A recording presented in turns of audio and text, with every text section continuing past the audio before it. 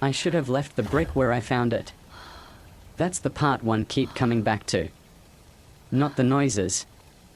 Not the cold. Not even what happened in the cell that last night. Just that one choice, prying loose a brick that had probably sat untouched for 150 years, finding something hidden behind it, and deciding to put it in my pocket instead of calling somebody. I'm not a superstitious person. I want to say that up front. I'm 34. I've worked masonry for almost half my life. I've been in old churches, hospitals, row houses, basements, attics, all kinds of places people like to call haunted. I never saw anything I couldn't explain. Usually it was pipes. Bad wiring. Drafts. People hear a strange noise in an old building and suddenly it's a ghost. That's what I believed before I worked at Eastern State. If you don't know it, Eastern State Penitentiary is a real prison in Philadelphia. It opened in 1829 and shut down in 1971. These days it's a museum. Tours, haunted attractions, history stuff. But the place is still old, and a lot of it is barely holding together.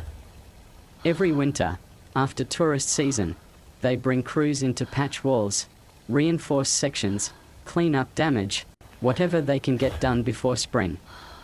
That's how I ended up there. It was January.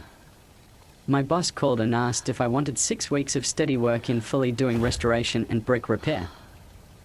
I had a mortgage, a 4-year-old at home, and no real reason to say no. So I took it. When I told my wife where I'd be working, she laughed and said, "The haunted prison?" I laughed too. I drove down Sunday night and showed up before sunrise Monday. First thing you notice about Eastern State is that it doesn't really look like a prison from the outside. It looks like some kind of fortress. Towers, huge stone walls, heavy gate. The kind of place built to intimidate you before you even stepped inside. The foreman was a guy named Mike. Older man. Grey mustache. Smoked too much. Sounded like gravel when he talked. He shook my hand, gave me a hard hat and a radio, and ran through the rules. First, don't go off by yourself if you don't have to. Some parts of the building weren't safe, and if something shifted or gave way, nobody might hear you. Second, stay off the upper tiers in cell block 12. Catwalks were bad. Third, and he said this like he was half joking, if you hear something behind a wall, don't open it. Just patch it and move on. I asked him what that meant. He shrugged and said, "You'll see." The first week was normal. Cold, dusty, boring work. I got assigned to cell block 8, one of the older sections. My job was repointing mortar in a row of cells. Same thing over and over. Chip out old mortar. Clean the joint. Mix fresh. Pack it in. Smooth it. It's the kind of work you can do on autopilot after a while. The cells were small. Maybe 8 feet wide, 15 feet deep. Stone floor. Curved ceiling. Iron door. Tiny slit where meals used to be pushed through. That was it. That was somebody's whole world. After a few days, I started getting this feeling I didn't like. Not panic. Not exactly fear. Just this constant sense that I didn't belong in the room any longer than I had to. Like the second I stepped into a cell, the place noticed me. Like it was waiting for me to finish and leave. I didn't tell anybody. Old building. Bad lighting. Working alone too much. That's what I told myself. By the second week I was in cell 49. I didn't know the history of that cell when I first walked in. I found it out later. At the time all I knew was the back wall was in rough shape. There was a vertical crack from near the floor up to about my waist. Mortar around it had fallen apart. A couple bricks had shifted just enough that I knew I couldn't ignore it. I got down and started chipping out the old joints. That's when I heard the tapping. 3 light taps. Then nothing. Then 3 more. I stopped and listened. It sounded muted, like it was coming through something thick. My first thought was a pipe. Old places make sounds all day long. Water. Metal. Expansion. Animals in the walls. I waited maybe 15 seconds, heard nothing else, and went back to work. A little while later, one of the bricks moved under my chisel. Not much. Just enough that I felt it give. If you've done this kind of work, you know when a brick has solid backing behind it and when it doesn't. This one didn't feel right. Too hollow. Too easy. I sat back and looked at it. Then I remembered Mike's rule. If you hear something behind a wall, don't open it. I told myself I hadn't heard something behind the wall. I'd heard building noise. And I was fixing structural damage. I couldn't patch over a problem without seeing what I was working with. That's what I told myself, anyway. I worked the brick loose. It came out easier than it should have. Behind it was a cavity maybe 6 inches deep, 4 wide. Not natural. Somebody had carved it out. You could see tool marks in the stone and mortar around the inside. There was something tucked in the back. A small cloth bundle. It looked old. Faded beige cloth, folded carefully, tied with a thin strip of leather. There was stitching along the edges, small, neat stitching. The kind you notice because it doesn't belong in a place like that. I picked it up. It had weight to it. And it was warm. That's the part one argued with myself about later, because I know how it sounds. The cell was freezing. The wall was colder than that. But the thing in my hand felt warm, like it had been sitting in somebody's palm a second before I touched it. I should have radioed Mike right then. There's a process for historical finds in places like that. You stop. You call somebody. They document it. They take it. I didn't do that. And the truth is, I still can't fully explain why. I remember standing there holding that bundle and thinking, very clearly, don't tell them. Not like it was a temptation. More like a decision that had already been made. I slipped it into the inside pocket of my work jacket, put the brick back, patched the joint enough to hide that I'd opened it, and finished the rest of the day. I didn't open it that night. Or the next. It stayed in my jacket, and my jacket stayed draped over the chair in my hotel room. Every time I looked at it, I got that same uneasy feeling I'd been getting in the cells. Not terror. Just this steady sense that I was being waited on. On the 3rd night, I opened it. I sat on the edge of the hotel bed, untied the leather strip, unfolded the cloth, and looked inside. At first I thought it was a bone fragment. Then I turned it in my hand and saw it had been carved. One side had letters worn into it. Shallow, but readable. J. Havel. I had no idea who Havel was. I wrapped it back up and put it in the dresser drawer. That night I woke up at 3:11 in the morning. I noticed the time because I was already sitting up when I opened my eyes, and the hotel clock was right in front of me. 3:11. I figured I'd had a weird dream. Lay back down. Went to sleep. Next night, same thing. 3:11. Then again. And again. By the end of the week it was happening every night. No alarm. No sound. No nightmare I could remember. Just my eyes opening at exactly 3:11, like somebody was nudging me awake. That's when I moved the bundle out to my truck. I told myself I was just keeping it safe. Truth is, I wanted it out of the room. The job ended on a Friday. I drove home that weekend. My daughter ran out into the driveway when I got there. My wife hugged me. For a little while I honestly thought maybe that was the end of it. The bundle was still in the truck.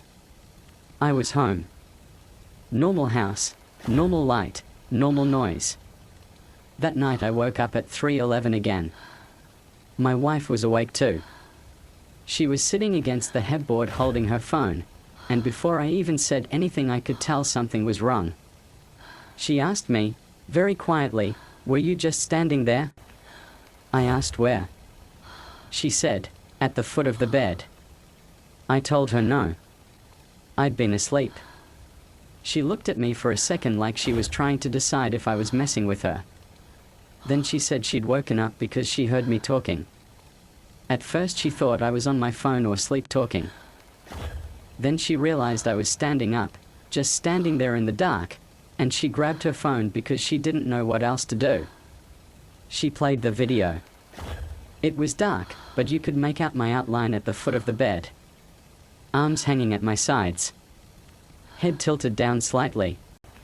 And I was whispering. The audio was clearer than the picture. It was my voice, but flat. No emotion in it.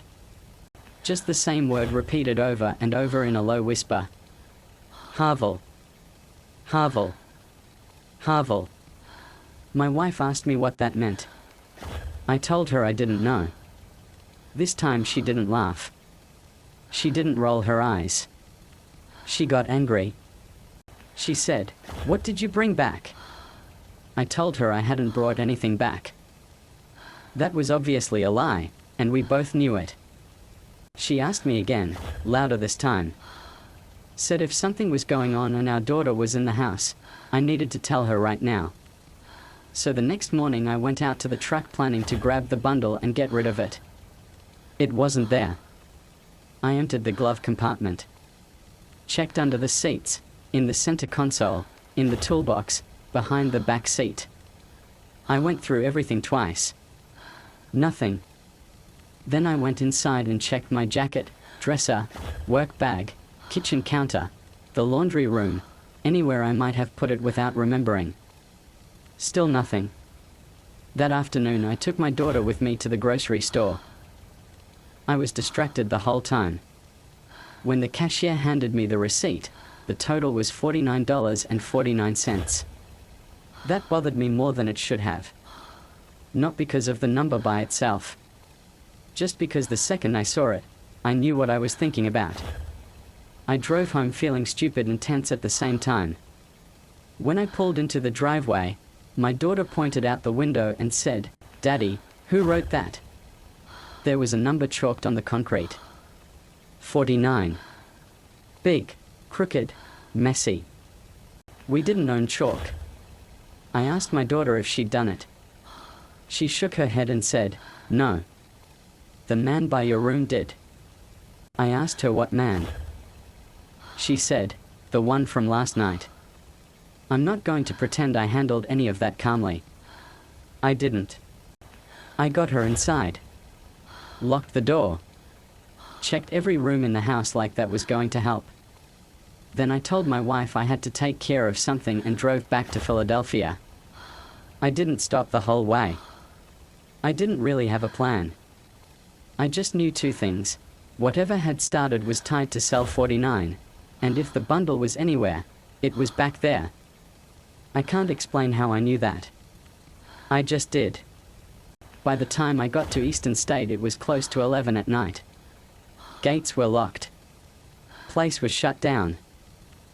I parked on a side street, walked the perimeter, and found a section of wall I knew I could get over from having worked there. The yard was empty. Snow on the ground.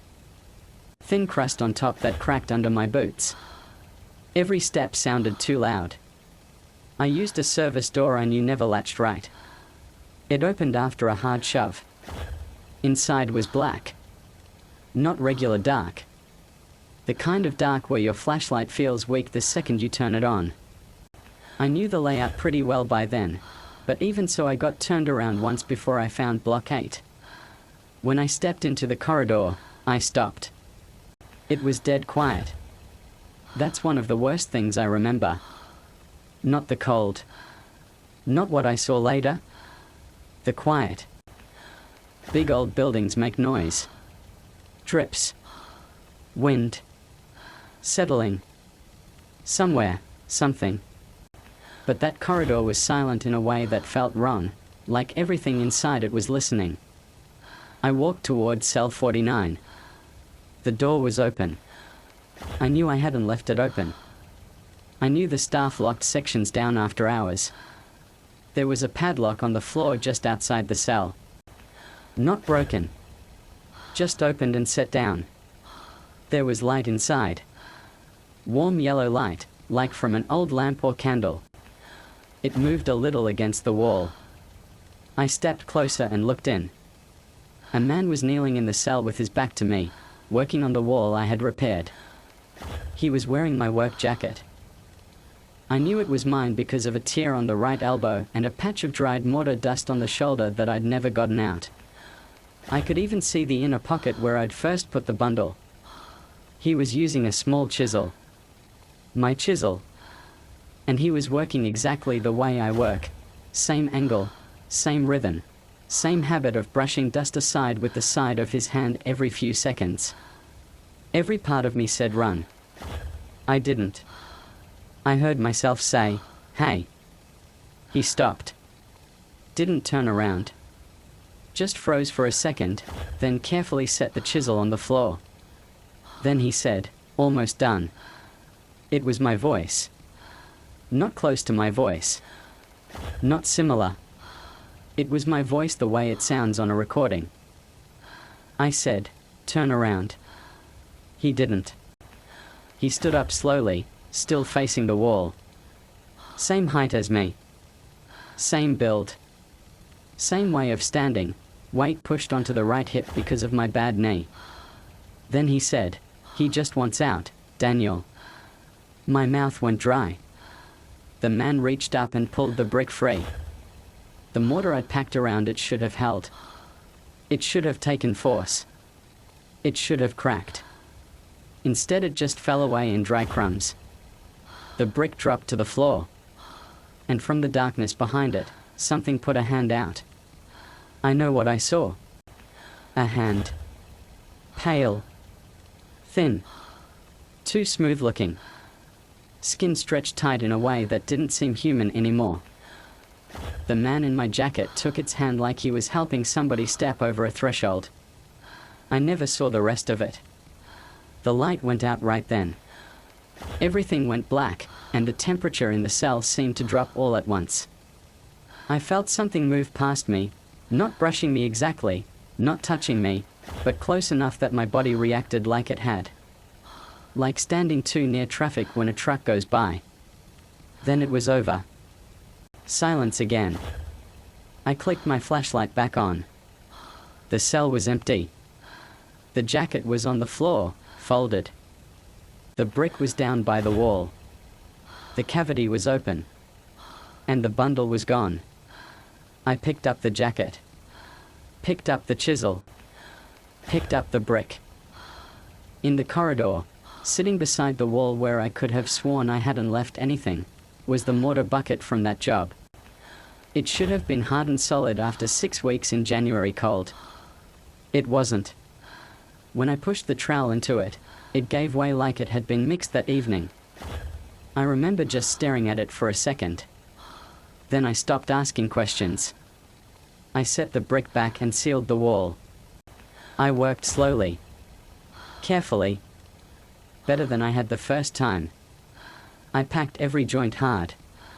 Smoothed every edge. I didn't want any chance of that brick ever coming loose again. When I finished, I sat down on the floor of cell 49 and cried. I'm not embarrassed to say that.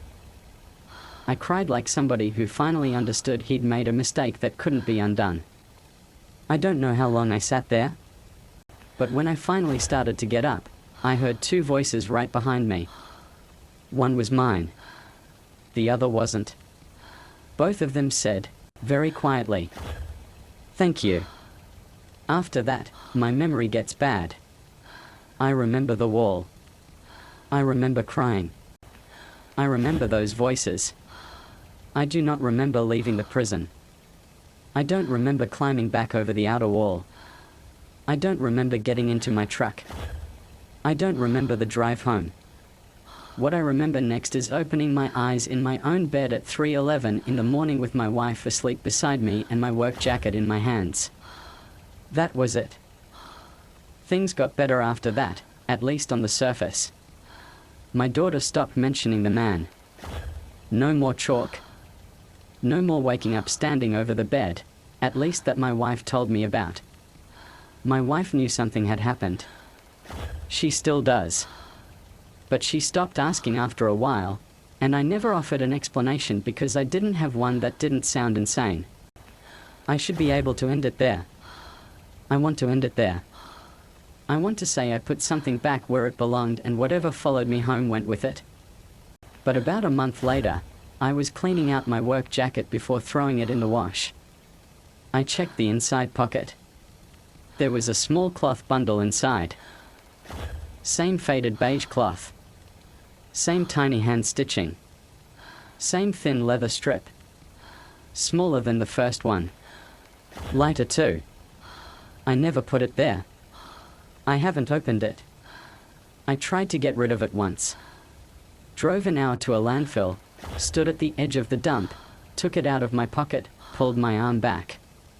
And nothing happened. I don't mean I changed my mind. I mean my arm would not move. I stood there for maybe 10 minutes, feeling stupid and sick and terrified, and then I put it back in my pocket and drove home. It's in my dresser now. Bottom drawer. Under my socks. I looked up Joseph Havel after all this happened. Found old case records. Articles. Reports. In 1959, an inmate by that name killed his cellmate, George Kopp, with a pair of scissors he'd hidden inside a hollow brick in the wall. According to the report, after guards pulled him off the body, Havel kept saying he hadn't wanted to do it. He said it had been building for years.